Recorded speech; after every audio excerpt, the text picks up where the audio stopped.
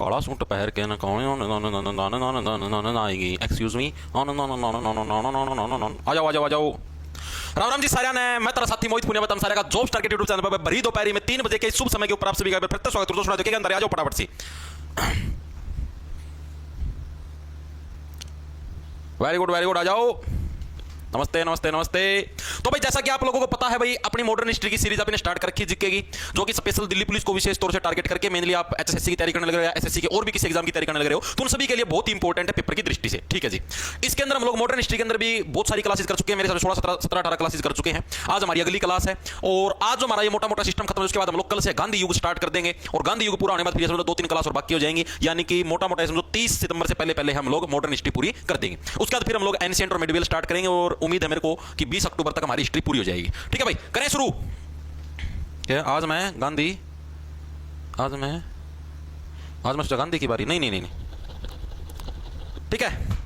ओ आज तो black shirt में चमक रहे हो, मैं तो शर्मा गया।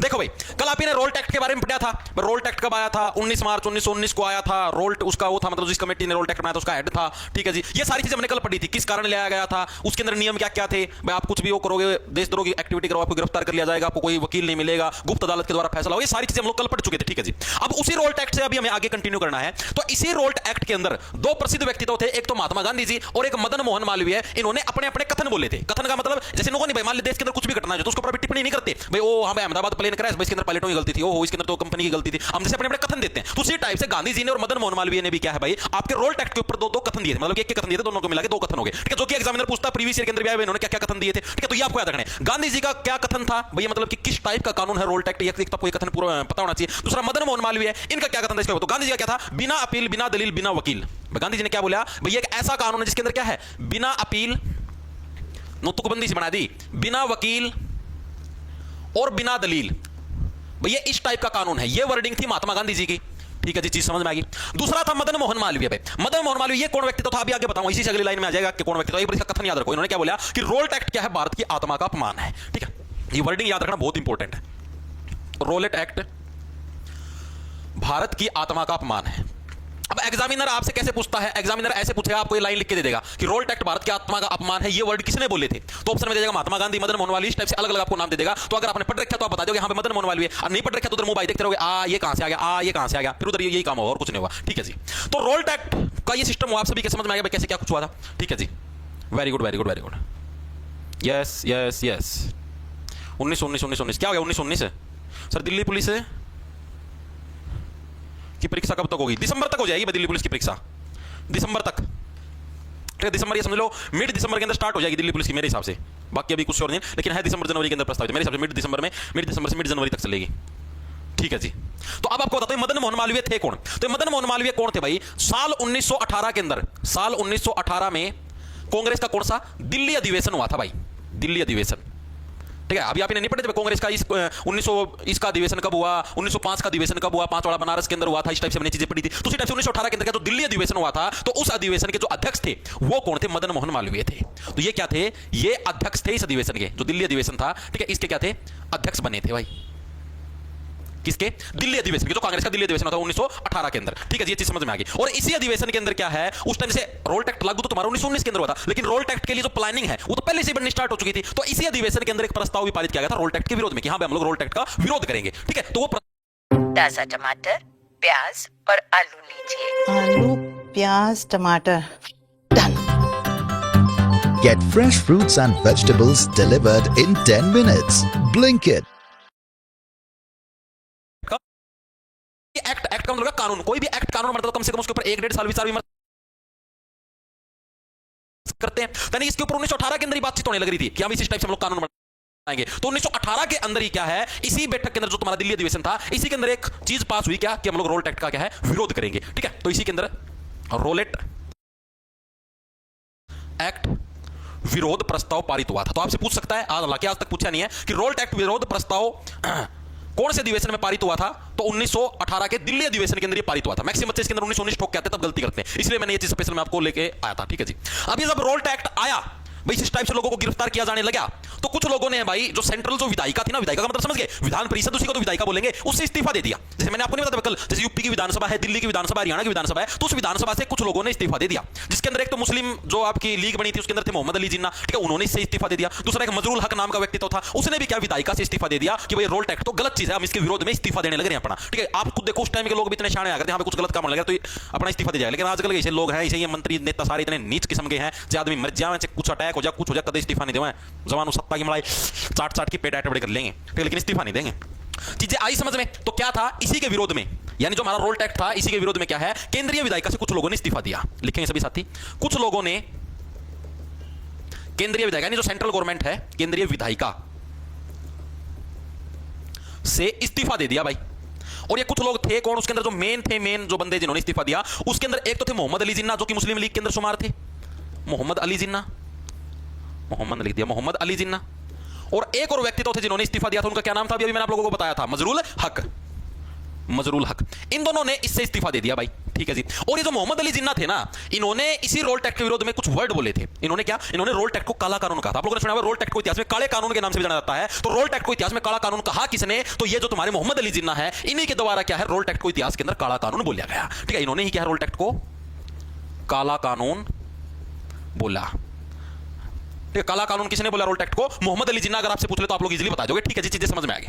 अब हम देखो, जो तुम्हारा रोल टैक्स है ना, आप देखो क्रोनोलॉजी समझ लेना, जो तुम्हारा रोल टैक्स है, इसी की वजह से जलियांवाला बाग हत्याकांड हुआ था। अच्छा जी, ये कैसे? अभी मैं आपको सीरीज बनाता हुआ चलाऊंगा, ठीक है। अब आप ध्यान से देखना कैसे सीरीज वाइज आप घटनाओं को जोड़ते रहना अपने दिमाग के अंदर। आपका जलियांवाला बाग हत्याकांड हुआ, एक बार के लिए बताओ, इतनी चीजें भी साथियों के समझ में आई? Black act, black act, black act, yes yes, हाँ ब्लैक एक्ट काला कानून हो गया। क्या रोदर एक्ट बोला था मतलब? हाँ, अमृतसर जलियांवाला बाग हत्याकांड, अरे वो इसी से तो बना था। आ गया जी समझ में। देखो अभी बताता हूं तुम्हारा कैसे आया वो देखो कैसे बना तुम्हारा। इतनी चीज सभी साथियों के समझ में आ गई होगी। देखो वेरी गुड। अब क्या हुआ, इसी के बाद ही घटना तुम्हारी 6 अप्रैल आ गया भाई, 6 अप्रैल 1919। तो घटनाओं को तुम सेट करो दिमाग के अंदर। अभी ने बात करी कि 19 मार्च 1919 को तुम्हारा रोल्ट एक्ट लागू हुआ। अब इसी के कुछ दिन बाद, यानी 19 मार्च से 29 मार्च तक 10 दिन, मार्च का महीना 31 दिन का होता है, नहीं 2 दिन और लगा लो, 12 दिन हो गए। और फिर तुम्हारे 5 दिन और बाद के 12 5 17, यानी 17 दिन बाद 18वें दिन 6 अप्रैल 1919, यानी क्या बोलेंगे हम लोग, रोल्ट एक्ट लागू होने के 17 दिन बाद, यानी 18वें दिन क्या है, 6 अप्रैल 1919 को देशव्यापी हड़ताल शुरू होगी। क्या होगी तुम्हारी? देशव्यापी, यानी पूरे देश के अंदर हड़तालें शुरू होगी भाई। हड़ताल शुरू हुई।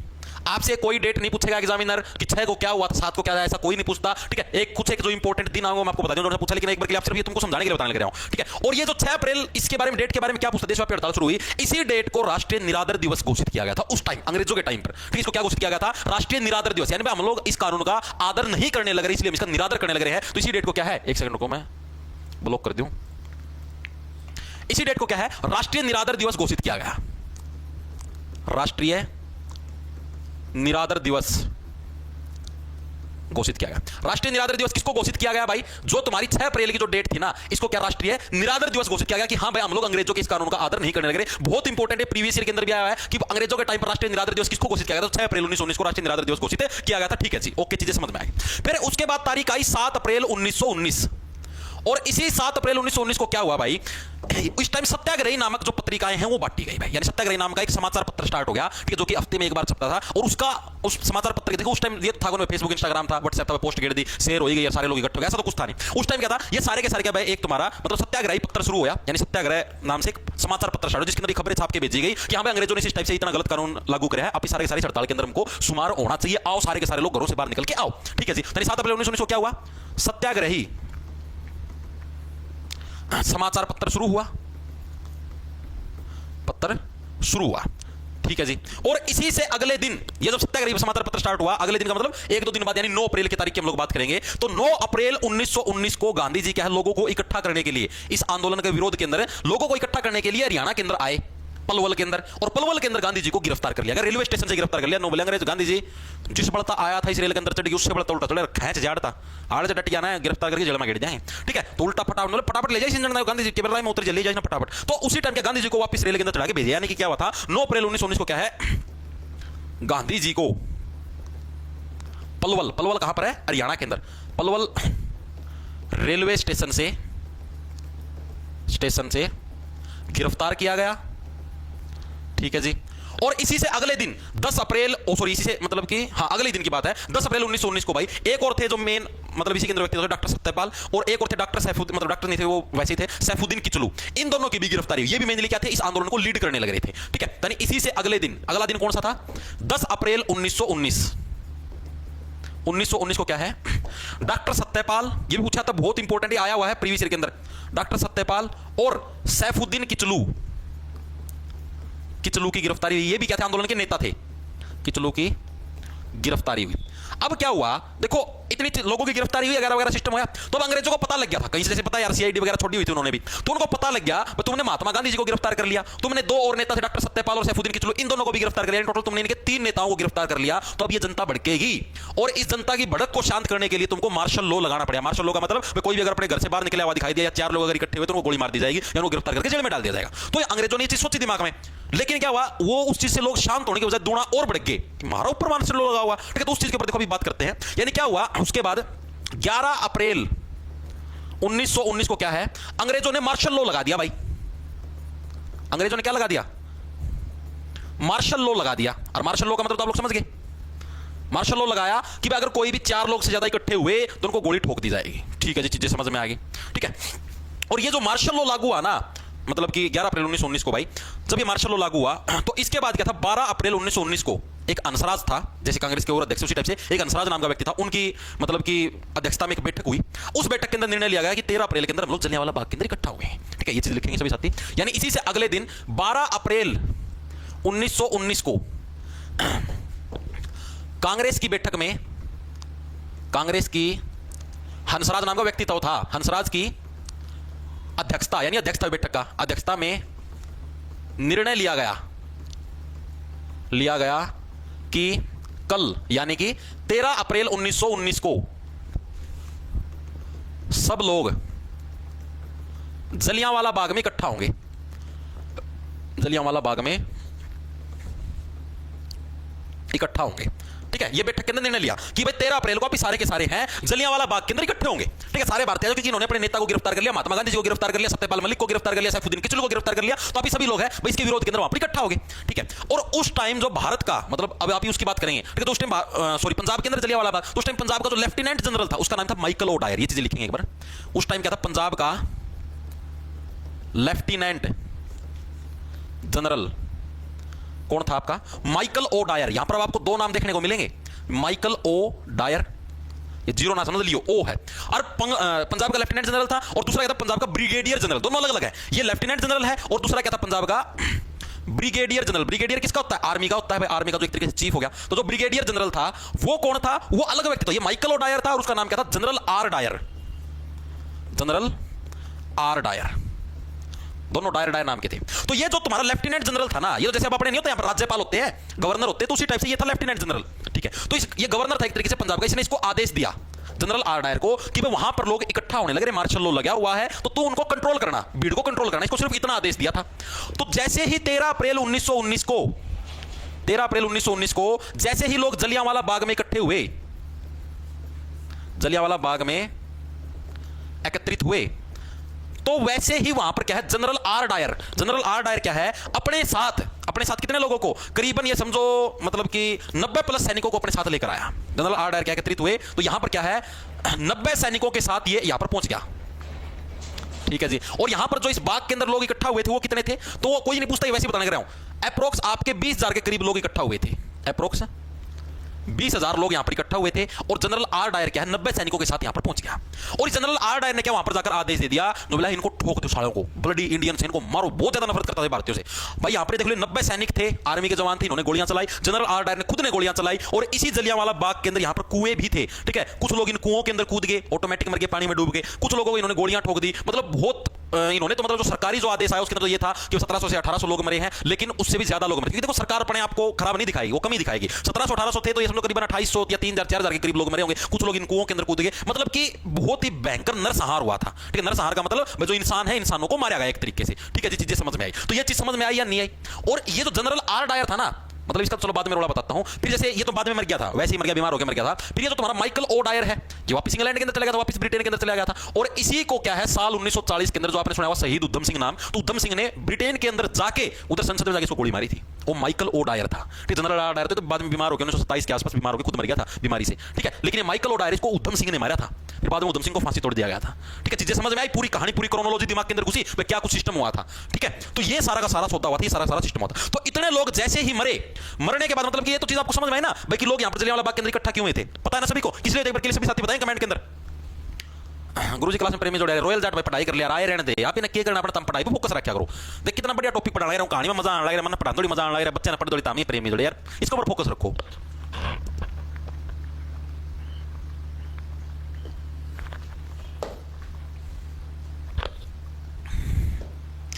अरे बैसाखी कोई बात नहीं, वो तो पता है बैसाखी थी उस दिन। मैं ये पूछने लग रहा हूं कि यहां पर लोग इकट्ठे क्यों हुए थे। अभी मैंने आपको बताया 2 मिनट पहले, बताया कोई साथी?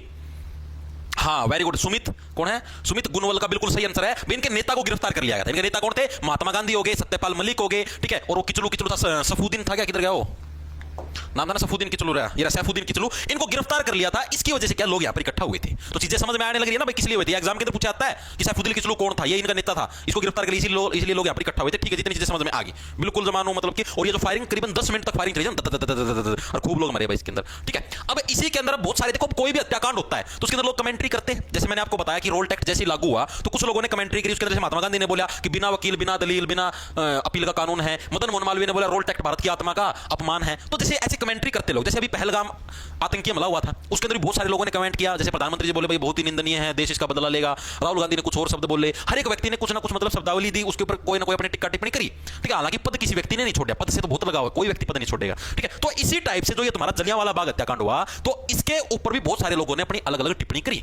कुछ लोगों ने अपनी उपाधि छोड़ दी, कुछ लोगों ने अपने पद छोड़ दिए। उनके बारे में अब हमें पढ़ना, क्योंकि एग्जामिनर पूछता है कि इसके विरोध में इसने क्या टिप्पणी करी, इसके विरोध में किसी ने पद छोड़ा वगैरह वगैरह, ये चीजें आपसे पूछेगा, ठीक है जी। अब पढ़ते हैं, आ जाओ। तो जो सबसे पहला व्यक्ति तो था, उसका नाम था दीनबंधु एंड्रूज। आ जाओ, दीनबंधु एंड्रूज। दीनबंधु एंड्रूज ये क्या बोला भाई, ये ऐसे बोला जलियांवाला बाग हत्याकांड के उसके ऊपर टिप्पणी होने लग रही है। ये क्या बोला कि जानबूझकर की गई हत्या, सिर्फ इसने ऐसे बोला, मतलब जैसे कमेंट कर दिया, ट्वीट कर दिया ना, सुबह उठ दिए तो ओ जानबूझकर की गई हत्या, इसने सिर्फ ये कमेंट्री करी। तो लिखेंगे सभी साथी, जानबूझकर।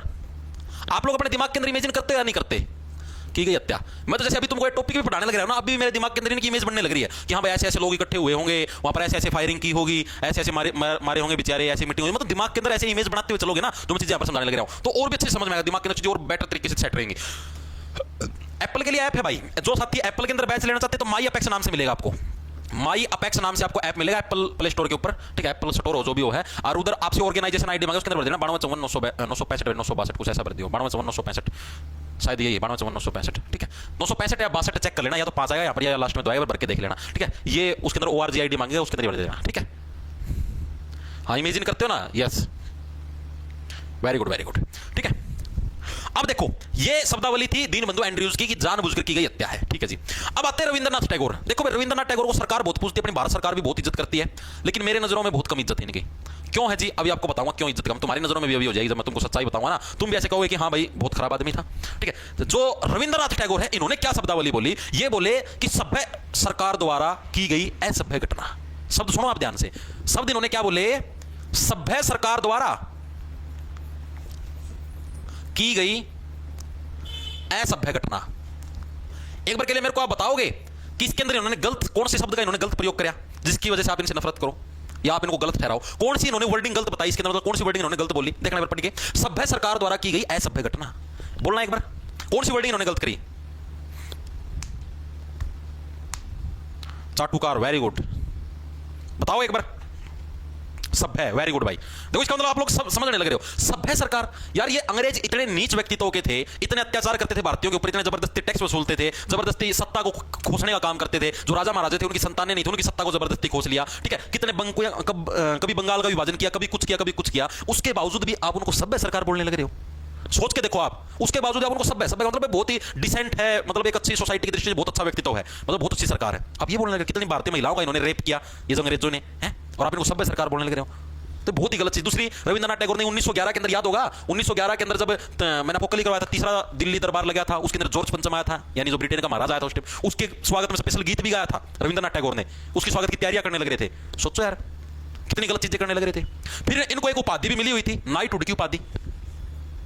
इनको क्या है, ये उपाधि भी इसीलिए मिली थी भाई, इन्होंने भाई स्पेशल भाई उसके ब्रिटेन का महाराज जॉर्ज पंचम के सम्मान में इतने अच्छे काम किए, तो उसी के लिए अंग्रेजों ने दी थी। बहुत अच्छा काम करा, हमारा महाराज का सम्मान करा, ठीक है। तो ये जो नाइटहुड की उपाधि है, नाइटहुड की उपाधि इसने वापस कर दी भाई। किस लिए? जलियांवाला हत्याकांड के विरोध में वापस की। मतलब देखो दो तरफा गेम खेलने लग रहे हैं।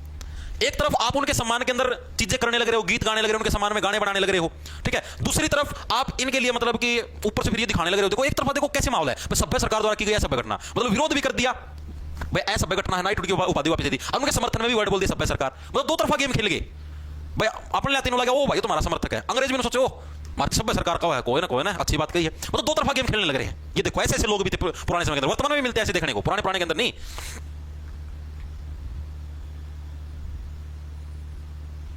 बिल्कुल बिल्कुल राष्ट्रीय गान बदलना भाई, ये तो देखो ये चीजें नहीं बदली जाती भाई, ये चीजें तो पुराने समय से आई हैं। लेकिन ये जो चीजें जो आप लोग देखोगे ना इतिहास के अंदर पूरी विस्तृत पूर्व का भी, जैसे जो तुमको मैं भी इतिहास करवाने लग रहा हूं, ये तो ये समझो भाई तुम्हारे पेपर की दृष्टि से बस इतना ही डीप करवाने लग रहा हूं, वरना बहुत डीप है। रविंद्रनाथ टैगोर की पूरी कुंडली यहाँ पर अगर आप खोल के बैठोगे तो बहुत, मतलब एक लेक्चर के अंदर यही पूरा होगा। तो हमें इतना डीप नहीं करना, हमें सिर्फ पेपर के अंदर आए सिर्फ उतना ही डीप करना है, ठीक है जी।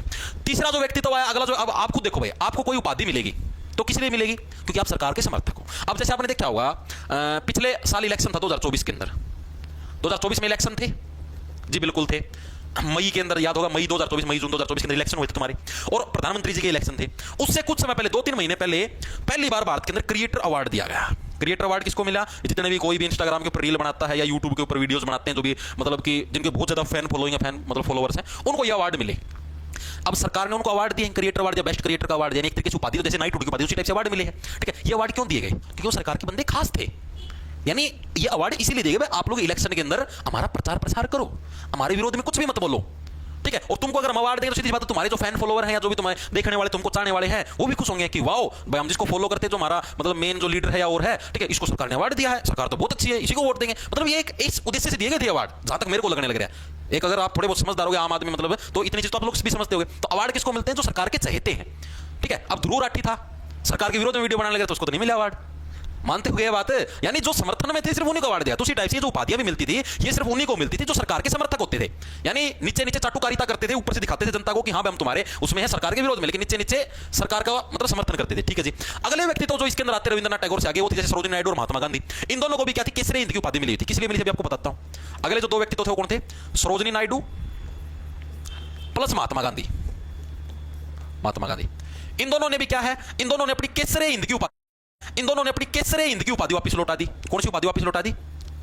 केसर ए हिंद की उपाधि वापस कर दी भाई, इस कर दी भाई, ठीक है जी। अब आप खुद सोचो भाई, गांधी जी को खुद को केसर ए हिंद की उपाधि मिली थी। एग्जाम के अंदर पूछा जाता है कि जलियांवाला बाग हत्याकांड के विरोध में महात्मा गांधी ने क्या चीज वापस कर दिया, फिर केसर ए हिंद की उपाधि किसने वापस लौटा दी? तो ऑप्शन में मिले रविंद्रनाथ टैगोर, सरोजिनी नायडू, महात्मा। तो आपको याद रखना महात्मा गांधी, सरोजिनी नायडू, इन दोनों ने क्या है, दोनों को मिली थी केसर ए हिंद की उपाधि, दोनों ने वापस लौटा दी। अब सीधी बात है, देखो महात्मा गांधी को केसर ए हिंद की उपाधि मिली है, तो सीधी बात ये भी सरकार के खास बंदे थे। और इन्होंने कौन सा खास काम किया था? मैंने आप लोगों को कल की क्लास के अंदर बताया था कि जब ये 1915 के अंदर जब ये दक्षिण अफ्रीका से वापस आए थे, दक्षिण अफ्रीका से जब ये वापस आए थे, तो आने के बाद मैंने आपको बताया था कि उस टाइम आपका कौन सा फर्स्ट वर्ल्ड वार चलने लग रहा था। 1914 से 18 तक पहला आपका विश्व युद्ध चला, ठीक है। और इस विश्व युद्ध के अंदर अपने भारतीय सैनिक जाने नहीं लग रहे थे, अंग्रेज सरकार जबरदस्ती भर्ती करने लग रही थी अपने भारत के लोगों को। तो उस टाइम महात्मा गांधी ही ऐसे व्यक्ति थे जिन्होंने बोला कि नहीं, अंग्रेज सरकार सही है, तुम सारे के सारे भर्ती हो, ठीक है, अपने देश के लिए तो करने लग रहे हैं, जाओ इनका समर्थन करो और करो। मतलब इन्होंने बहुत सारे युवाओं को मतलब कि वो कराया था, मतलब कि आप ये बोल सकते हो मोटिवेट किया था कि तुम जाओ अंग्रेज सेना के अंदर भर्ती हो, अपने देश का मान बढ़ेगा और करेगा। तो इसीलिए क्या अंग्रेजों ने इनको केसरी हिंद की उपाधि दी थी कि वाओ तुमने तो अंग्रेजों के लिए बहुत अच्छा किया गांधी, हम तुमको केसरी हिंद की उपाधि देगा, तो दे दी। सरोजिनी नायडू ने भाई, इन्होंने बिहार के अंदर भाई बाढ़ बुढ़ाई थी, उनके लिए, उन लोगों के लिए अच्छा काम किया था, तो इसलिए इनको मिली थी, ठीक है। तो महात्मा गांधी को तो मैंने एक तरीके से अंग्रेजों का समर्थन देने के लिए मिली थी केसरी हिंद की उपाधि। एक तरीके आप चाटुकारिता समझ लो, ठीक है। गलत तो नहीं बोलने लग रहा मैं, सही बोल आप लोगों के सामने मैंने पूरा इंसिडेंट पेश किया, आप खुद बताओ चाटुकारिता नहीं थी तो और क्या था, बताओ सर। आपके यहाँ समोसे का रेट क्या है? मेरे यहाँ भाई शायद समोसा खाए साल भर के करीब हो गया है। साल भर पहले भाई रेट था 20 से 25 रुपए था शायद, अभी पता नहीं भाई कितना है। रिकॉर्डेड बैच के अंदर जाएगी भाई मनीष कुमार, चमचे थे सब, बिल्कुल। विशु राजपूत सर जी बेसिक से करा दो भाई, और इसका फालतू बेसिक कितना बेसिक था करवाऊं, कितना बेसिक है? क्या क्या सिखानी स्टार्ट कर दूं? कै बेटा पहले लिखेंगे, पहले 2-3 दिन हम लोग सीखेंगे कै खे गे गे डे, ठीक है। च छ जय जय ये, ठीक ठीक है, टैट है डे अड़े खाली तथ दे न पे बे मैं ये रे ले वैसे से है अक्षत्र गए। ठीक है, सारे सीख लिए बेटा। अब हम स्टार्ट करेंगे आगे, अब हम शब्दों को जोड़ना सीखेंगे। ठीक है, क्या बन गया, गा प्लस क्या बनेगा, मत बनवाओ कुछ बन जाएगा खतरनाक वर्ड। ऐसी हरकतें मत करा करो मेरे सामने, बेसिक से करवाओ। अनपढ़ आदमी थोड़ी ना, और कितना बेसिक तक करवाऊं यार। चंडीगढ़ कांस्टेबल की वैकेंसी आने वाली यार, तुम जैसे थोड़ा सब्र रखा करो यार। दिल्ली पुलिस का है उसको तो भर लो पहले। ठीक है, चीजें आगे समझ में भाई। तो इन्होंने भी ये उपाधि वापस कर दी। ठीक है जी, ओके, चीजें समझ में आएगी। उसके बाद एक और व्यक्ति तो थे जिनका नाम था शंकरन नायर। शंकरन नायर। और जो शंकरन नायर थे, इन्होंने क्या है, जैसे मैंने आपको बताया था पहले, वॉयसराय की कार्यकारिणी परिषद, यानी कि जो वॉयसराय होता है एक तरीके से भारत का राजा है इनडायरेक्टली। ठीक है, उसकी काम करने की जो परिषद, यानी उसके अंदर 7-8 सदस्य थे, तो उसके एक सदस्य थे शंकरन नायर। इन्होंने क्या वहां से इस्तीफा दिया, ने वॉयसराय की कार्यकारिणी परिषद से इस्तीफा दिया। ठीक है जी, इतनी चीज आगे समझ में। ठीक है, ये आपको याद रखने बकायदा पूछे जाते हैं। ठीक है, और मोहम्मद अली जिन्ना ने इसको क्या बोला, यहां पर लिख लो। जिन्ना ने क्या बोला, जिन्ना ने इसे कत्लेआम बोला भाई। बस सरेआम क्या था, कत्लेआम था। ये कत्लेआम बोला, किसको बोला, ये तो तुम्हारा जलियांवाला बाग हत्याकांड हुआ। ठीक है, तो ये चीजें आपको याद रखनी है। चीजें समझ में आई या नहीं आई, मैंने क्या बोला, तो तुम्हारा जलियांवाला बाग हत्याकांड, उसके विरोध में अलग अलग लोगों ने अलग अलग स्टेटमेंट थी, जो कि आपको याद रखनी। दीनबंधु एंड्रूज क्या बोला, जानबूझकर हत्या करी गई है। रविंद्रनाथ टैगोर क्या बोला, सभ्य सरकार द्वारा की गई असभ्य घटना। वाह वाह वाह वाह। ठीक है, और इन्होंने क्या नाइटहुड की उपाधि अपनी वापस दे दी। सरोजिनी नायडू और महात्मा गांधी ने क्या अपनी केसरी हिंद की उपाधि वापस दे दी। शंकरन नायर ने क्या वॉयसराय की कार्यकारिणी परिषद से इस्तीफा दे दिया। और जिन्ना क्या बोला, कत्लेआम, मतलब इसको कत्लेआम वर्डिंग से उसमें वो कराया, सुशोभित किया। ठीक है, वेरी अब क्या हुआ, ये सारी चीजें हुई। अब सीधी सी बात है भाई कि इसका विरोध भी होगा भाई, इतने लोगों को मार दिया, हमारा देश में आगे मारे लोग ठोकने लगे, तो उसका विरोध तो होगा, सीधी सी बात है। तो इसका विरोध हुआ, तो उससे पहले क्या है, इसको सम्मानित भी किया गया। ये जो तुम्हारा था ना, यो डायर डुयर टायर टुयर था, जिसने इतने लोग मारे, इसको सम्मानित किया गया। किसने सम्मानित किया, इसको सम्मानित किया House of Lords. House of Lords क्या है, जो जैसे अपने भारत के अंदर संसद नहीं है, लोकसभा राज्यसभा, उसी टाइप से जो ब्रिटेन के अंदर संसद उसका नाम है हाउस ऑफ लॉर्ड्स। जैसे अमेरिका के अंदर है उसको व्हाइट हाउस बोलते हैं, उसी टाइप से ब्रिटेन के अंदर संसद उसका नाम है हाउस ऑफ लॉर्ड्स। यानी खुद कहने हम तो भगवानों का घर है, खुद ही खुद को भगवान मानने लग रहे हैं। ठीक है, लॉर्ड्स नहीं हो तुम हो। ठीक है, तुम्हारी हरकत ऐसी थी, अब ले लो ना पंगा, पता लगेगा तुमको। तो जो हाउस ऑफ लॉर्ड्स था ना, हाउस ऑफ लॉर्ड्स यानी ये क्या था, ये थी ब्रिटेन की संसद। ब्रिटेन की संसद भाई, इन अंग्रेजों का कभी भी जीवन में सम्मान मत करना, कभी भी, कदे भी, गलती था भी। बहुत ही मतलब समझो घटिया किस्म के लोग थे, बहुत अत्याचार करे अपने देश के नागरिकों पर उस टाइम। आप सोचो उस टाइम के लोग कैसे अपना जीवन व्यतीत करके कैसे इनसे बचे होंगे। ठीक है, तो जो हाउस ऑफ लॉर्ड्स था, इसने क्या है, डायर को सम्मानित किया। बताना वाह, तना तो सिचुएशन में कंट्रोल पा लिया, इतने लोग ठोक दिया, तो इसने क्या, इसको सम्मानित किया भाई, स्पेशल पुरस्कार दी और बढ़िया पदोन्नति दी और वगैरह वगैरह हुआ। फिर लोगों ने विरोध करना स्टार्ट कर दिया, यार मारे तो लोग मरे हैं, अरतामिस्ती नाम देने लग रहे हो। ठीक है, तो अब सरकार के ऊपर दबाव बढ़ गया भाई। अभी तो मान लो 20,000 लोग इकट्ठे हुए थे और तुरंत एक्शन नहीं लिया, तो क्या मेरा भाई मान लिया ये 20,000 के 20 लाख लोग भी आज इकट्ठे हो गए और सारी सरकार ने उखाड़ फेंकेंगे। तो इन्होंने क्या किया, तो ये सोचे भाई थोड़ा सा दिखावा कर देते कि हम लोग जांच करने लग रहे हैं। ठीक है, तो क्या है टोटल, इसकी जांच के लिए 2 कमेटियां बनी। आ जाओ, इसकी जांच के लिए 2 कमेटियां बनी भाई। और ये कमेटियां कौन सी थी आपको बताता हूं। एक तो बनी जो सरकार ने बनाई और दूसरी बनी जो अपने कांग्रेस ने बनाई। सरकार ने जो बनाई थी उसका नाम था अंटर कमेटी, अंटर आयोग भी बोल देते हैं इसको, अंटर कमेटी। ठीक है, और जो दूसरी जो थी, मतलब जो अपने कांग्रेस ने बनाई थी, उसका नाम था तहकीकात कमेटी। तहकीकात कमेटी बहुत इंटरेस्टिंग चीज है। 2 कमेटियां बनी, एक का नाम था अंटर कमेटी और दूसरी का नाम था तहकीकात कमेटी। ठीक है जी, चीजें समझ में आई। अब इनके बारे में आपको ये पढ़ना भाई, इसकी अध्यक्षता किसने करी और क्या करा, बहुत इंपॉर्टेंट है दोनों कमेटियां। अभी जो तहकीकात कमेटी थी, इसकी अध्यक्षता किसने करी, तो जो मदन मोहन मालवीय था, जो उस टाइम में जिसने कांग्रेस की मीटिंग की अध्यक्षता करी थी 1919 के अंदर दिल्ली के अंदर, याद होगा। ठीक है, तो इसी ने क्या थी, लीना को पसंद आया ये ट्रेंडी लहंगा, था मदन मोहन मालवीय, कांग्रेस के द्वारा बनाई गई थी मेरे लिए तहकीकात कमेटी। ठीक है, इसके अंदर भाई हम लोगों को मतलब कि टोटल 9 भारतीय इसके अंदर सदस्य थे। ठीक है, रिपोर्ट तैयार किसने करी थी, गांधी जी ने इसकी रिपोर्ट तैयार करी थी। रिपोर्ट किसने तैयार करी भाई, इस पूरे जो लास्ट में जो निष्कर्ष निकला हम लोग इस डिसीजन पे पहुंचते, इस रिपोर्ट पे पहुंचते, तो रिपोर्ट किसने तैयार करी, महात्मा गांधी ने तैयार करी।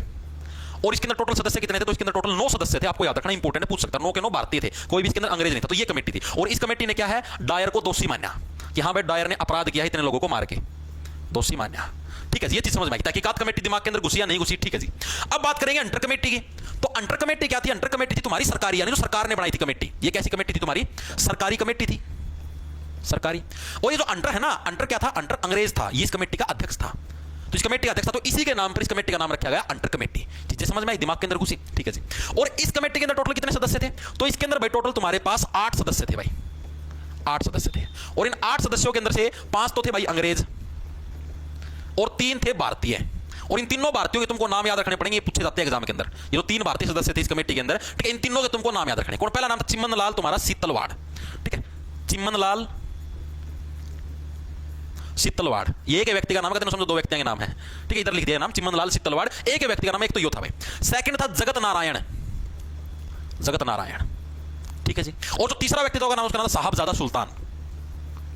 ये नाम याद रखने पूछे जाते हैं। कौन से मतलब कि अंतरा आयोग के अंदर कितने भारतीय सदस्य थे? 3 थे। अंतरा आयोग के अंदर सुमार भारतीय सदस्य का नाम बताएं, तो आपको नाम याद रखना चिमन लाल सीतलवाड़, जगत नारायण, साहबजादा अहमद ना, साहबजादा वो था, क्या नाम था, सुल्तान अहमद नहीं था, साहबजादा सुल्तान। तो ये 3 व्यक्तित्व थे भाई जो कि समिति के अंदर। देखो अंग्रेज चंट थे पहले से, इन्होंने 5 सदस्य अपने लिए, 5 अंग्रेज हो गए और 3 भारतीय हो गए, ठीक है। तो इन्होंने मतलब कि सीधा समझ, अगर वोटिंग भी होगी, कमेटी वाले आपस में डिसीजन भी तैयार करें, तो 5 अंग्रेज सेट कर दिए हैं, तो ये डिसीजन अपना पक्ष में आना, सीधी सी बात है भाई। भारतीय पक्ष में तो वैसे ही कौन सा है, ठीक है, लेकिन इन्होंने डिसीजन लिया भी अपने पक्ष में। फिर क्या हुआ, बहुत ज्यादा विरोध हो गया भाई, कांग्रेस ने भी अपने इसको दोषी माने, लोग भी विरोध करने लगे, ना बताऊं तो दोषी कौन मानते। तो इन्होंने क्या कर दिया, डायर को बोल दिया, डायर तो अपने आप त्याग पत्र दे दे, हमकी में कार्रवाई होगा, त्याग पत्र देके अपना ब्रिटेन में चले जा, कच्चे काट, ठीक है। तो इस फिर लास्ट में क्या डिसीजन लिख दिया, डायर ने त्याग पत्र दे दिया भाई, त्याग पत्र दे दिया। और 1927 के अंदर क्या कोई बीमारी लगी थी, बीमारी में मर गया, डेथ हो गई इसकी। मतलब सीधी सी बात है, इनडायरेक्ट चीज ये है कि अंग्रेज सरकार ने इसके ऊपर कोई कार्रवाई नहीं की, मतलब त्याग पत्र दिया, अपना चला जा ब्रिटेन, और कच्चे काट मार दिया, बस हो गया, ठीक है। तो ये था तुम्हारा सिस्टम, तुम्हारा पूरा जलियांवाला बाग हत्याकांड, जो कि तुमको याद रखना है। एक बार के लिए बताओ चीजें समझ में आई या नहीं आई?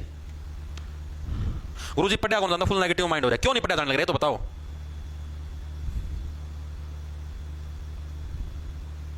सर यानी इतना लेट फांसी दिया उधम सिंह को 8 साल बाद, मतलब भाई उधम सिंह ने इसको नहीं मारा था, ये अलग है। मैंने अभी आपको बताया यार, 2 थे ये, किधर गया, ये 2 थे भाई। ये lieutenant general Michael O Dyer और ब्रिगेडियर जनरल आर डायर। जिसने फायरिंग करी थी वो ये था, जनरल आर डायर। तो जिसने त्याग पत्र दिया ना, यहाँ पर जो त्याग पत्र दिया है, ये जनरल आर डायर है, जिसने फायरिंग की थी। जो उधम सिंह जी ने जो जिसको मारा था ब्रिटेन के अंदर जाके, वो माइकल ओ डायर था, ठीक है, जिसको ब्रिटेन में जाके मारा था, जो कि उस टाइम लेफ्टिनेंट जनरल था। इसने आदेश दिया था इसको, जनरल आर डायर को, भाई तू ठोक दे इनको, ठीक, इसको कंट्रोल कर भीड़ को। तो इसको मारा था उधम सिंह जी ने ब्रिटेन के अंदर जाके, ठीक है। ये तो वैसे ही ऑटोमेटिक मर गया था 1927 के अंदर, बीमार हो गया था, बीमारी का मर गया। आई चीज समझ, तो दोनों के अंदर डिफरेंस है, इसको उससे मतलब रिलेट मत करो। Okay, clear? इतनी चीज हर एक साथी के बार के लिए कमेंट करके बताओ भाई, सर आप अपनी वीडियो प्राइवेट क्यों करते हो? क्योंकि बैच के अंदर जाती है, बैच का कंटेंट है ये। तो मैं थोड़ा दानशीलता वाला स्वभाव करके तुमको फ्री में पढ़ाने लग रहा हूं भाई। भाई देखो, जिस दिन मैंने बैच निकाला था ना, मैंने पहले दिन ही बोल दिया था, हाँ भाई, क्योंकि यार बहुत सारे बच्चे की उम्मीद होती है भाई, ठीक है, बच्चे की उम्मीद यह हो कि हम, बहुत सारे बच्चे पैसे भी कौन अंदर कि फ्री में पढ़ लें और लें, वो सबकी अपनी इच्छा हो भाई। जिस जो साथी बैच अफोर्ड नहीं कर सकता, पैसे कौन भाई, ठीक, हालांकि अफोर्ड तो सारे कर सकते हैं, फिर भी कौन भाई किसी के पास पैसे वो, बहुत सारे गरीब साथी भी होंगे, तो वो साथी डेली लाइव देख लो, फिर ये वीडियो प्राइवेट हो जाती है। अब जिसके पास पैसे मान लो दिन में टाइम नहीं देखने का, पैसे भी हैं, मैं अपना नो देख कहाँ पे बैच से सिस्टमैटिक वे से तैयारी करूँ, पिछली भी वीडियो मिल जाए, रिवीजन भी हो जाए, रिटन नोट्स भी मिल जाए, पीडीएफ मिल जाए, सारी चीज मिले, मॉक टेस्ट भी मिला है, तो वो बैच से तैयारी कर ले है, ठीक है। दोनों तरीके से चलने लग रहा है। अब लाइव में चलेगी फ्री, लाइव खत्म होते ही इसको बैच में डाल दिया, यूट्यूब से हटा दी जाएगी, तो यूट्यूब के उसके बैच के अंदर जाके देख लो, ठीक है। ओके जी, ओके। क्या बात, सीजीएल के पेपर में 4 क्वेश्चन मिले यूं के यूं 12 बजे वाली शिफ्ट में सर, वाह वाह वाह, ऑफिशियल पूजा, बहुत बढ़िया भाई, बहुत बढ़िया। अरे तुम बस पढ़ते रहो, सारी चीजें मिलेंगी। मैंने तुमको क्या बोला था जिस दिन मैंने बैच निकाला था ना, वो जीके वाला जो अपना चलने लगा, स्टैटिस्टिक्स की मैंने पूरी करवा दी, पॉलिटी पूरी करवा दी, ज्योग्राफी करवा दी, इकोनॉमिक्स करवा दी, अब हिस्ट्री चलने लगी। मैंने जिस दिन बैच निकाला मैंने उस दिन बोला था, माँ भाई ये जो जीके का जो बैच होगा ना, इसके अंदर जो पढ़ गया ना, अच्छे तरीके से मन लगा के रिवीजन कर गया, उसका सिलेक्शन कोई नहीं रोक सकता। जीके के अंदर तुम्हारे नंबर कटेंगे नहीं, क्योंकि मैं बहुत ज्यादा डीप करवाने लग रहा हूँ। अब तुम भूल जाओ पेपर के अंदर जाके, तुम्हें याद ना रहे, वो तुम्हारी कंफ्यूजन है या फिर तुम्हारी दिक्कत है भाई। लेकिन ये नहीं हुआ कि जो मैंने करवाया और भाई ये चीज पेपर में ना आवे, वह चीज को नहीं होने दिया। मतलब अपने एंड से कोई कमी नहीं रहेगी। अगर तुम तुम्हारे एंड से छोड़ते हो कमी तो उसके लगवाते यार। बैच तो यार हजारा में बाढ़ गए, बहुत हजारा में बाढ़ गए बैच, ठीक है। बैच तो सारा देश लेके छोड़ दिया, लेकिन उन सारे बच्चों में पढ़ देखो नहीं कि हम खुद देखा है। जैसे मान लिया, मैं तुमको बताता हूँ कि बैच ले लिया, मान लिया 30,000 बच्चों ने, तो उसके अंदर से जो वीडियो देखते हैं, वीडियो के ऊपर हमें व्यूज भी दिखते हैं। तुम्हें यूट्यूब के व्यूज हमको दिखते हैं, जो ऐप के जो मालिक होते हैं उनको पता सब दिखता है कितने लोगों ने वीडियो देखी। वीडियो देखते हैं सारे मुश्किलों से 17-18,000 बच्चे बैच। बाकी के जो ये बच्चे मान लो तुम, ये जो 12,000 के करीब बच्चे हैं, ये बैच लेके बैठे लेकिन वीडियो नहीं देखते, ठीक है। तो इसी टाइप से होता है भाई। तो तुम ये मत सोचो बैच ले लिया तो सिलेक्शन हो जाएगा, फिर जिसने बैच ले रखे तो वो सारे लाग जाए मास्टर का, ऐसे नहीं होता भाई। जितने ले होते हैं वो सारे नहीं देखते। ये तुमको मैंने एक उदाहरण देके बताया कि इस टाइप से होता है। ओके चलो आगे। Very good very good very good, शाबाश। सर हम पॉलिटी नहीं पढ़ पाया। हाँ सर ये आईडी ऐप में लॉगिन नहीं हो रही। कौन सी आईडी भाई? या 52-965 मिलेगा, 62 मिलेगा, लगा के देख लो। 65 या 62। हाँ बैच भाई जॉब्स टारगेट के नाम से ऐप मिलेगा तुमको। जॉब्स टारगेट के नाम से तुमको ऐप मिला, प्ले स्टोर पर उसको डाउनलोड करना, तो कोर्स के सेक्शन के अंदर जाओगे। जिसको सिर्फ जिक्के करनी तो कंप्लीट जिक्के का बैच मिल जाएगा अलग से। जिसको पूरे दिल्ली पुलिस की तैयारी करनी, यानी मैथ रीजनिंग कंप्यूटर भी करना है, तो दिल्ली पुलिस का अलग से ले लेना। आज रात तक का सिर्फ ऊपर 12 बजे तक कैपिटल अक्षर के अंदर पुलिस 50 लगा दोगे विदाउट स्पेस, तो आपको डिस्काउंट मिल जाए सिर्फ आज रात के 12 बजे तक, ठीक है। अब चलते हैं आगे। अब इसके बाद आता है खिलाफत आंदोलन। खिलाफत आंदोलन कब क्या कुछ हुआ जी इसके बारे में पढ़ते हैं, आ जाओ फटाफट से, बस लास्ट टॉपिक है फिर क्लास पूरी करेंगे। खिलाफत आंदोलन भाई आओ, अब ये खिलाफत आंदोलन था जी, ये क्या कुछ मामला था जी, आ जाओ इसके बारे में पढ़ते हैं। खिलाफत आंदोलन ये कब से कब तक चला, ये मेनली चला तुम्हारा साल 1919 से 24 तक तुम्हारा खिलाफत आंदोलन चला। इसके अंदर क्या कुछ मामला था जब भी समझाता हूं। तुम्हारा फर्स्ट वर्ल्ड वॉर हुआ, ठीक है जी, देखो अभी समझाऊंगा तुम्हें अच्छी चीजें समझ में आई। इसका मेनली कारण क्या था, प्रथम विश्व युद्ध। अब मैंने आप लोगों को बताया था कि प्रथम विश्व युद्ध कब से कब तक चला, तुम देखो पूरी कहानी को रिलेट कर पाओगे, एक बार के लिए देखो ध्यान से समझते रहना भाई, ठीक है। 1914 से 18 तक तुम्हारा प्रथम विश्व युद्ध चला, यानी कि इसी के एक साल बाद जैसे ही तुम्हारा प्रथम वर्ल्ड वॉर समाप्त हुआ, उसी के बाद तुम्हारा खिलाफत आंदोलन शुरू हो गया था। ये क्या कुछ था ये भी समझाऊंगा, एक बार के लिए ध्यान से समझो तुम, ठीक है, दिमाग के अंदर कहानी को जोड़ते रहना। प्रथम विश्व युद्ध के अंदर आप सभी को पता है दो टाइप के मतलब के ग्रुप बन गए थे, एक का नाम था दूरी राष्ट्र, दूसरे का नाम था मित्र राष्ट्र। ये मतलब देशों के ग्रुप थे भैया, मिलकर आपस में लड़ने लग रहे थे, ठीक है। अब जो दूरी राष्ट्र थे ना, इसके अंदर कौन कौन से देश हमारे थे, जर्मनी, ऑस्ट्रिया, तुर्की, हंगरी, ये सारे इसी के अंदर थे। ये आपको याद रखने की जरूरत नहीं, वैसे बताने के समझाने के लिए, जर्मनी, तुर्की, ऑस्ट्रिया, हंगरी, ठीक है जी। और जो मित्र राष्ट्र थे इसके अंदर कौन कौन थे, ब्रिटेन हो गया, रूस हो गया, अमेरिका हो गया इत्यादि, मतलब और भी बहुत सारे थे। मतलब इस टाइप से अलग अलग लोगों का देशों का ग्रुप बन गया। ये सारे मिलके इनको प्रोटेक्ट कर रहे थे, ये सारे मिलके इनको प्रोटेक्ट करने लगे थे। अब देखो इसके अंदर आप देखो ब्रिटेन है, यानी ब्रिटेन यानी अंग्रेज हो गए, इंग्लैंड वाले हो गए, और इनका कब्जा अपने भारत के ऊपर भी था, यानी इनडायरेक्टली इन्होंने भारत को भी युद्ध के अंदर धकेल दिया। बोले भारत वाले तो हम भी हमारी मदद करो, आप भी मिलकर अटैक कराएं, तो हम भी हमारा अंडर काम करो, ठीक है जी। और ये जो तुर्की है ये अलग था। ये तुर्की क्या था, जिसको वर्तमान जो तुर्की देश है इसी का नाम पुराने समय तुर्की था। अब तुर्की के अंदर क्या थे, मैक्सिमम मुस्लिम समुदाय के लोग थे, ठीक है। और जो ये मुस्लिम समुदाय के लोग थे ना, ये अपने सुल्तान को खलीफा बोलते थे, लिख लेंगे सभी साथी। मुस्लिम समुदाय के लोग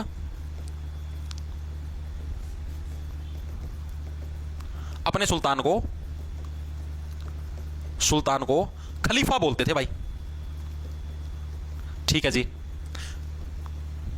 ठीक है। तो ये अपने सुल्तान को क्या बोलते थे, खलीफा बोलते थे। इतनी चीज आगे जी समझ में, ठीक है। और ये जो खलीफा होता था मेनली होता क्या था, जो मुस्लिम जो समुदाय है ना, इनका जो धार्मिक प्रमुख है, यानी जैसे मान लिया अपने हिंदू समुदाय में जो अपने धर्म का प्रमुख व्यक्ति तो कौन है, जो पंडित जी होते हैं उनको धर्म का प्रमुख बोलते हैं। जब हमारे धर्म के अंदर हम कोई भी चीज करते हैं, कोई भी अच्छा काम करते हैं, शादी होती है, जो भी पंडित जी को बुलाते हैं। तो उसी टाइप से मुस्लिम समुदाय के जो लोग थे उनके अंदर उनका धर्म का जो प्रमुख व्यक्ति था उसको क्या बोलते थे, उसको ये खलीफा बोलते थे, ठीक है। मतलब अपने सुल्तान को भी खलीफा, और ये अपना सुल्तान बनाते किसके होते, जो इनके धर्म का प्रमुख होता था। यानी खलीफा कौन थे, एक इनडायरेक्टली मतलब मुस्लिम समुदाय के धर्म का प्रमुख, धर्म का जो प्रमुख व्यक्ति होता था, ठीक है, यानी जो टॉप का जो बंदा भाई धर्म के अंदर, उसको क्या बोलते थे, उसको खलीफा बोलते थे। ये चीज भी इसके अंदर दिमाग के अंदर मतलब दिमाग के अंदर सेट कर लो, ठीक है जी, इसी को बोलते थे, ठीक है। अब क्या हुआ, जब प्रथम वर्ल्ड वॉर हुआ, युद्ध हुआ, तो सीधी सी बात है कि ब्रिटेन है, ब्रिटेन और तुर्की तो अलग अलग हो गए, अलग अलग ग्रुप के अंदर हो गए। यानी ब्रिटेन वाले तुर्की के ऊपर अटैक करेंगे और तुर्की वाले ब्रिटेन के ऊपर अटैक करेंगे। और भारत के अंदर तो सीधी सी बात है कि मुस्लिम समुदाय के भी बहुत सारे लोग रहते थे या नहीं रहते थे। और अब अंग्रेज ऐसे बोले कि मुस्लिम समुदाय के लोग जितने भी धर्मों के लोग आ जाओ, सारे इकट्ठे होगी, फर्स्ट वर्ल्ड वॉर चलने लगे, तुम हमारी मदद करो, ठीक है जी। अब जो मुस्लिम समुदाय थे इन्होंने मना कर दिया, जैसे बोले भाई तुर्की के अंदर तो हमारा जो खलीफा जो हमारे धर्म का प्रमुख है वो हमारा लीडर है, और तुमने अगर उस तुर्की को हरा दिया तो सीधी सी बात है तुम हमारे जो धर्म का जो लीडर है उस यानी कि जो खलीफा है उसको पद से हटाओगे और उसकी सारी पावर छीन लोगे। ये तो एक तरीके से इंडायरेक्टली मुस्लिम समुदाय का अपमान होगा। तो इन्होंने साथ देने से मना कर दिया मुस्लिम समुदाय ने। तो अंग्रेज लोगों ने सोचा ये तो बड़ी समस्या है यार, ये भी साथ नहीं देंगे तो भी दिक्कत आएगी। तो लड़ना में अकेले हिंदू भी सारे साथ कौन देवा, अकेले सिख भी सारे जने साथ कौन देवा, ठीक है। मतलब मुस्लिमों का भी साथ जरूरी है, सभी समुदाय का साथ जरूरी है। तो इन्होंने एक प्रॉमिस कर दिया।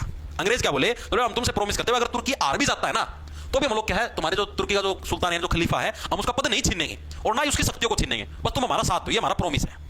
तो भाई मुस्लिम समुदाय के लोग हो गए यार, चलो ठीक है भाई, तुमने प्रॉमिस कर दिया, हम तुम्हारा साथ देते। तो इन्होंने साथ दिया और ये हार गए सारे, दूरी राष्ट्र सारे के सारे फर्स्ट वर्ल्ड वॉर में हार गए। 1918 के अंदर जब तुम्हारा फर्स्ट वर्ल्ड वॉर समाप्त हुआ, सारे हार गए।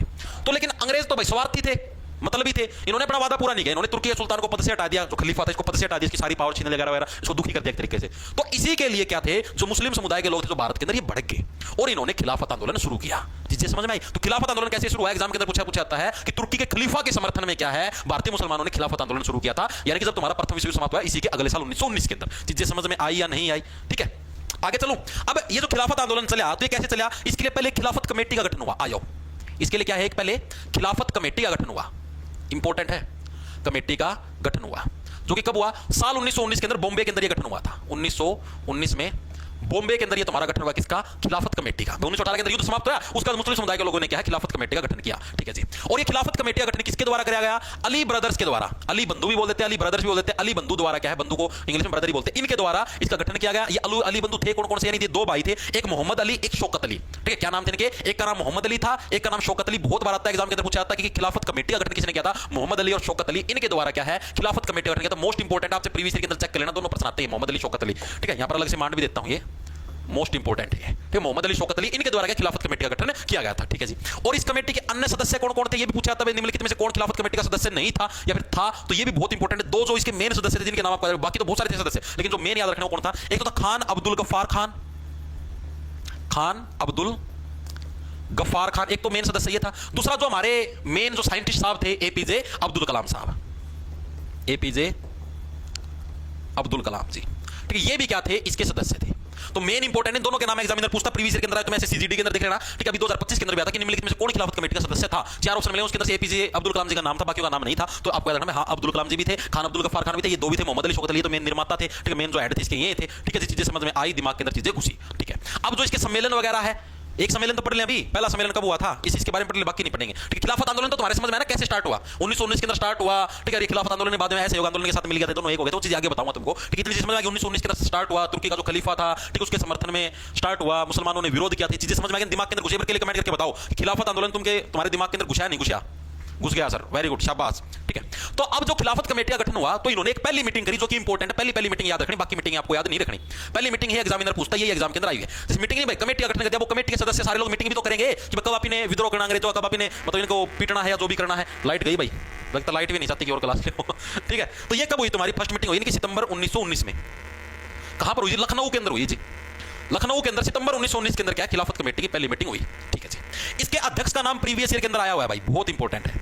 खिलाफत कमेटी की जो पहली मीटिंग हुई थी सितंबर 1919 लखनऊ के अंदर, उसकी अध्यक्षता किसने करी थी, तो करी थी इब्राहिम जफर ने, बहुत इंपॉर्टेंट नाम है, प्रीवियस ईयर के अंदर आया है, सीजीएल मेंस के अंदर आया था इब्राहिम जफर, ठीक है। इंपॉर्टेंट है, याद रखना, बहुत इंपॉर्टेंट है, ठीक है। और इसी पहली मीटिंग के अंदर क्या है, जो तुम्हारी खिलाफत कमेटी, इसका नाम बदल दिया गया, इसका नाम बदल के क्या रख दिया गया, ऑल इंडिया खिलाफत कमेटी, ऑल इंडिया खिलाफत कमेटी, कमेटी नाम रखा भाई इसका, ठीक है। पहले क्या था, खिलाफत कमेटी ओनली, और फिर ये जो तुम्हारी इसकी पहली मीटिंग हुई सितंबर 1919 के अंदर, इसके अंदर इसका नाम बदल के क्या रख दिया गया, ऑल इंडिया खिलाफत कमेटी, इसका नाम रख दिया, पहले ओनली खिलाफत कमेटी था, ठीक है। और इसके जो अध्यक्ष थे, इंपॉर्टेंट नाम याद रखना, ऑल इंडिया खिलाफत कमेटी के जो अध्यक्ष थे, अध्यक्ष साहब कौन थे, सेठ छोटानी, क्या थे, सेठ छोटानी, बनो ना समझ ले, सेठ छोटा है, छोटा नहीं है सेठ, सेठ बहुत बड़ा है ठीक है, सेठ छोटा, सेठ को छोटा मत समझ लेना, सेठ बहुत बड़ा है, ठीक है। तो ये इसके अध्यक्ष थे भाई। अब मेरे को ये बताओ, आज के लिए बस इतना ही करेंगे, आज के टॉपिक तुमको समझ में आए या नहीं आए बताओ।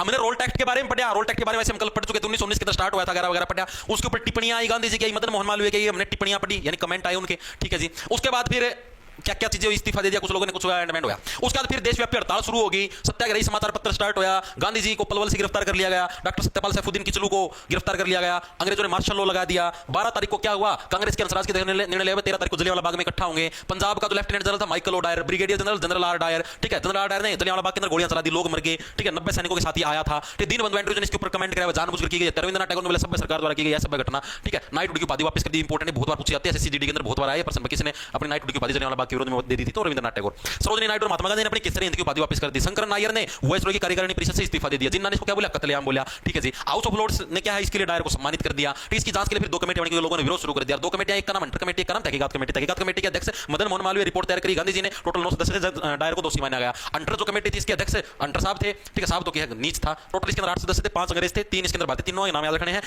चिमनलाल शीतलवाड़, जगत नारायण साहबजादा सुल्तान। और इसके उससे क्या है, जनरल ने डायर ने त्याग पत्र दे दिया। उसका इसकी मृत्यु 1927 के अंदर बीमारी की वजह से। फिर खिलाफत आंदोलन आया, तुम्हारा कारण क्या था, प्रथम विश्व युद्ध था भाई, ब्रिटेन तुर्की का विवाद होने लगा, तो मुस्लिम समुदाय के लोग साथ नहीं देने लग रहे थे इसी के विरोध में, मतलब पाछा ब्रिटेन ने धोखा था साथ लेके और अपना मुसलमानों के धोखा किया, तो धोखा, तो इसकी वजह से मुस्लिम समुदाय के लोगों ने आंदोलन स्टार्ट किया, जिसका नाम था खिलाफत आंदोलन। और जो खिलाफत आंदोलन था, उसके बाद खिलाफत कमेटी का गठन हुआ, ठीक है, अली बंधुओं के द्वारा, इंपॉर्टेंट है, मोहम्मद अली और शौकत अली के द्वारा इसका गठन हुआ था।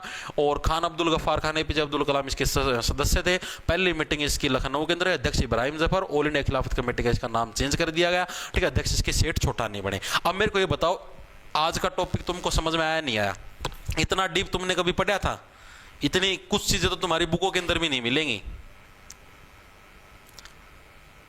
एबर के लिए मेरे को बताओ, इनमें से कुछ चीजें तुम्हारी बुकों के अंदर भी नहीं मिलेंगी जो मैंने करवाई है अभी, क्योंकि मैं सारी बुकों के अंदर डाटा देखता हूं, किसके अंदर क्या, तुम्हारी लूसेंट भी देख रखी है, कुछ डाटा उसके अंदर भी नहीं है, ठीक है। और हर एक साथी को मजा भी आया हुआ क्लास के अंदर पढ़ने में, और चीजें समझ में भी आई होंगी मेरे हिसाब से, जहां तक मेरे को लगने लग रहा है। और इससे ज्यादा डीप भाई और इससे ज्यादा अच्छा भाई मैं शायद नहीं करवा पाऊं, मैंने अपने एंड से बेस्ट दिया है, ठीक है भाई। तो अब भाई मिलते हैं कल से, और कल से दिल्ली पुलिस के बैच के अंदर मेंटरशिप आनी स्टार्ट हो जाएगी। आप लोगों को पूरा सिलेबस रिवाइज करवाया जाएगा, पूरा सिलेबस तैयार करवाया जाएगा, जो नए साथी जुड़े हैं उनको भी। और एक और चीज़ बताओ, कल से क्लास किस टाइम शुरू करूँ मैं दिल्ली पुलिस कांस्टेबल की? यूट्यूब के ऊपर जो फ्री क्लास हो किस टाइम स्टार्ट करूँ, मेरे को आप कमेंट करके जरूर बता देना, ठीक है भाई। इस टाइम शुरू करनी, मैं उस टाइम से स्टार्ट कर दूँ भाई। सुबह क्लास लेनी है मैं 10-11 बजे ले लूँगा, 3 बजे तो अपनी ये फिक्स होती है, इसका टाइम चेंज नहीं होगा। या फिर रात को लेनी तो रात को ले लूँगा क्लास 8 बजे के करीब, वो आप लोग बता देना कमेंट करके, ठीक है। ओके ठीक है भाई। क्या हुआ? हम तो पढ़े ही हैं, आप तो हैं। अच्छा रहे गीतिका। Nice class guru ji, thank you so much. Poonam Swami, Sahil, geopolity की क्लास करोगे क्या सर स्टार्ट? जियोपॉलिटी की साहिल कुमार बैच के अंदर करवा तो रखी मेरे भाई। सर मैं भी पलवल से ही क्लास ले रहा हूँ, इमेज कौशिक, बहुत अच्छे भाई। ठीक है भाई, मिलते हैं कल। ओके 11 बजे, चलो 11 बजे ले लेंगे। 10 बजे मैं बता दूँ आपको, टाइम बता दूँ, टेलीग्राम के ऊपर डाल दूंगा, ठीक है। और जिस साथी को बैच लेना तो आज रात तक ही ले लेना, बाद में फिर मेरे को ये मत बोलना डिस्काउंट दो, अब इसके ऊपर भी ये कम करो वगैरह वगैरह।